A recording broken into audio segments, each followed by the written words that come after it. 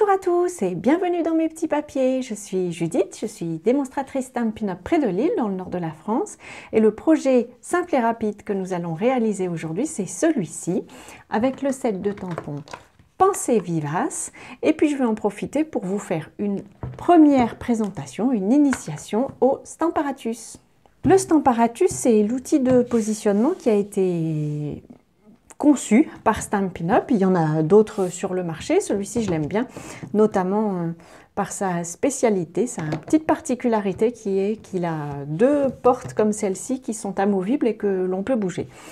Je vous ferai d'autres, et j'ai déjà fait des vidéos sur le sujet qui présentent un petit peu les spécificités et puis les points forts de cet outil. Là, je vais juste vous en faire une rapide démonstration parce qu'en fait, c'est l'outil que j'utilise en général quand je veux mettre un mot sur un texte. Soit je le dispose complètement de travers et à ce moment-là, je n'ai pas besoin du Stamparatus, mais peut-être n'ai-je pas la main très assurée, mais en général, c'est quand je veux tamponner un mot que je le mets un peu de travers. Là, le Stamparatus permet de le mettre droit à chaque fois. Je vous montre comment on procède. D'abord, je dépose ma carte pour avoir une idée approximative de la place que prend la carte. Et puis, je dispose à nouveau approximativement le mot là où j'ai envie qu'il soit. Puis, j'enlève ma carte et j'utilise ensuite le quadrillage. Ici, moi, j'ai pris un pad en plus, mais il y a aussi des feuilles de papier. Enfin, il y a tout un tas d'outils qui peuvent se greffer dessus. Mais donc, j'utilise le quadrillage pour que mon mot soit droit.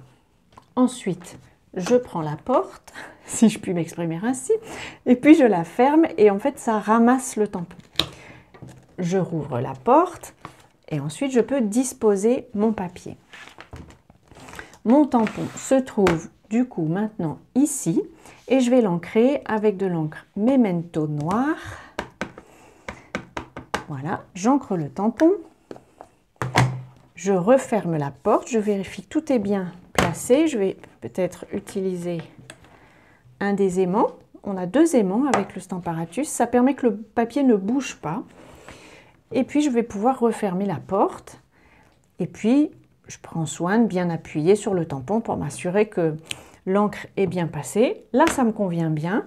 Mais ce qui est merveilleux, surtout quand on débute avec le Stamparatus, c'est que si jamais il y a un endroit qui n'est pas bien tamponné, ce n'est pas grave.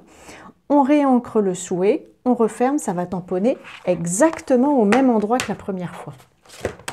Et ça, quand on débute, je trouve que c'est pas mal. Pour le nettoyer, on peut utiliser le chamois synthétique. Ça, c'est un outil qui est sympathique aussi.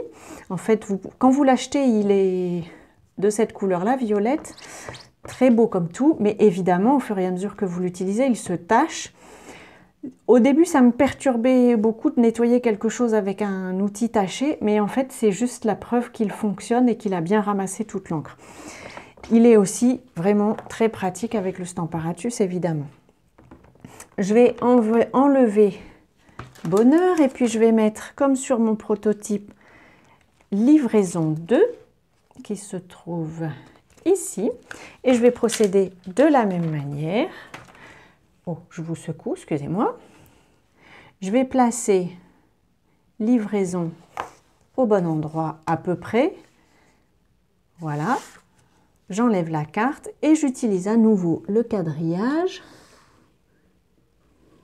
pour m'assurer qu'il est bien droit.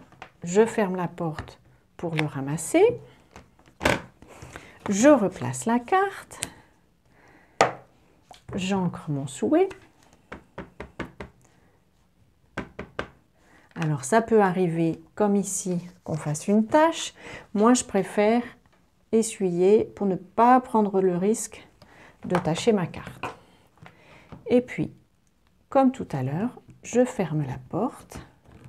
Je vérifie que j'ai bien appuyé. Et comme l'aimant est bien posé, la carte ne bouge pas. C'est un conseil de bien mettre l'aimant. Si la carte se soulève parce qu'elle est plus ou moins, elle adhère plus ou moins à cause de l'encre, ça peut faire des taches, on a des petits accidents. J'ai terminé avec le Stamparatus, je vais continuer ma décoration avec les petites fleurs. Alors je vais, comme sur mon prototype, celui que je vous ai montré, en faire une version en baie des Bermudes. Alors vous voyez que mon tampon a déjà servi pour les couleurs, des couleurs roses. Je vous montrerai mes cartes après, mais vous voyez, bien que le tampon soit rose, l'image, elle, ne l'est pas du tout. Le rose, c'est un peu comme avec les lessives. Ça marque. Je vais mettre comme ceci quelques fleurs que je vais aussi essuyer sur mon chamois synthétique. Alors le chamois synthétique, je l'ai mis dans une boîte à tampons. Vous savez qu'on peut les acheter à part chez Stampin' Up. Je vais mettre aussi des feuilles en grenouille guillerette.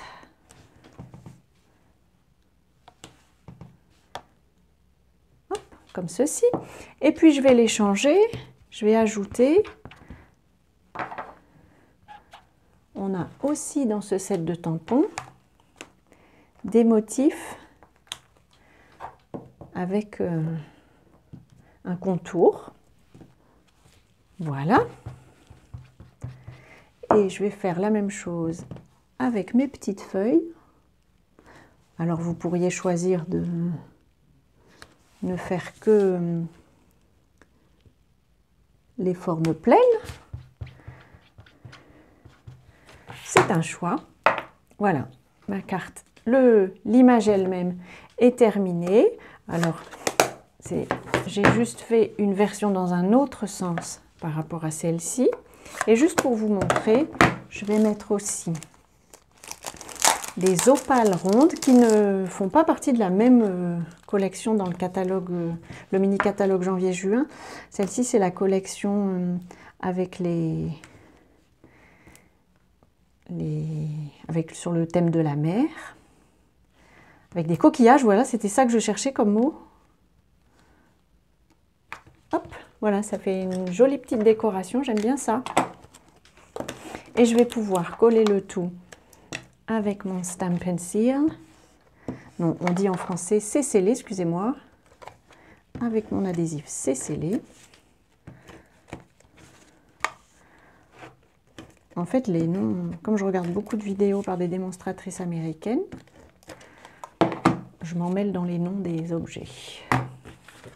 Hop, je vais plier correctement mon fond de carte et je vais pouvoir déposer dessus la carte que je viens de tamponner. J'aime beaucoup, je trouve que ce set de tampons, il permet de faire des choses très complexes et en même temps très simples.